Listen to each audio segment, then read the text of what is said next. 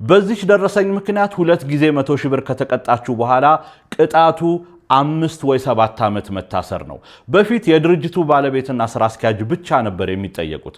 አሁን ግን የፋይናንስ ባለሙያዎችም ጭምር በወንጀል እንደሚጠየቁ አዲስ የሚወጣው ማሻሻያም ጭምር ይዞ መጥቷል።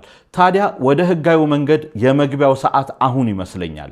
ብዙ የምናነሳቸው ጥያቄዎች፣ ብዙ የምታነሷቸው ክፍተቶች እንደሚኖሩ እርግጠኛ ነኝ።